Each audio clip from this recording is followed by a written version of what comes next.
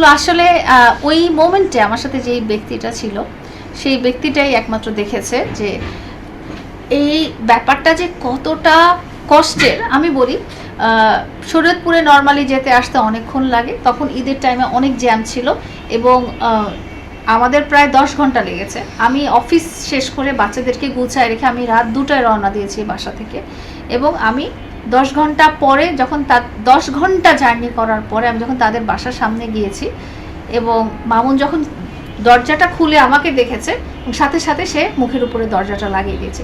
যেই মানুষটা আমার বাসায় এমন আদরে যত্নে থাকতো যে তার জন্য 6টা কাজের লোক ছিল, ড্রাইভার ছিল, কেয়ারটেকার ছিল, যার মানে স্বপ্নে যেই খাবার আসতে সেই খাবারটা আমি হাজির করে দিতাম, যার জামা কাপড় বা কোনো জিনিস, যার শখ আহ্লাদ কোনো কিছু আমি অপূর্ণ রাখিনি, এবং যাকে আমার বাড়িতে সর্বোচ্চ সম্মান দেওয়া হয়েছে এবং ওই বাড়িটা থেকে আমাকে দরজা মুখে লাগিয়ে দিয়েছে, যেই বাড়িটার আমি তাকে বানাতে হেল্প করেছি। ঠিক আছে, সেই বাড়িতে আমার সামনে সে দরজা মুখের উপর লাগিয়ে দিয়েছে। এটা যে কত বড় অপমান। এখন যারা যারা আমাকে বলেন যে মামুন ফিরে আসলে আপনি কি মাফ করবেন কিনা বা আপনি কি তাকে আবার লাইফে গ্রহণ করবেন কিনা, আমি তো ওই কষ্টগুলো কখনো ভুলতে পারবো না।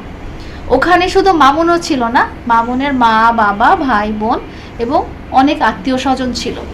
অনেক মা বাবার কাছে আমি যখন গিয়েছি, মা বাবার উপর আমার রাগ আছে এই কারণে, কারণ মামুনের সাথে না হয় আমার ঝগড়া, কিন্তু মা বাবার সাথে তো আমার ঝগড়া না, ভাই বোনের সাথে তো আমার ঝগড়া না, মামুনের সাথে আমার ঝগড়া। এবং সেটা ছিল কবে জানেন? সেটা ছিল চাঁদ রাত।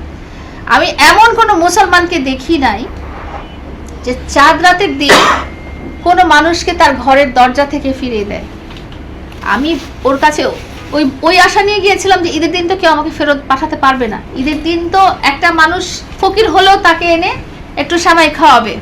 হ্যাঁ, আমি এই আশা নিয়ে কিন্তু তার কাছে গিয়েছিলাম, এবং ওই চাঁদ রাতে সে আমার মুখের উপর দরজা লাগিয়ে দিয়েছে। আরও কথা বলি, সেটা হচ্ছে যে ঝগড়া আমার মামুনের সাথে ছিল, ঝগড়া আমার তার মা বাবা বা ভাই বোনের সাথে ছিল না। যে 4টা বছর যে পরিবারটাকে আমি নিজের পরিবার মতো মনে করেছি, তাদের কাছে যখন আমি মানে কান্না করতে করতে তাদের কাছে যখন গেছি, আমাকে তখন জানানো হয়েছে যে আমরা খুব ব্যস্ত এবং আমাদের তোমার এই কথা শোনার টাইম নাই।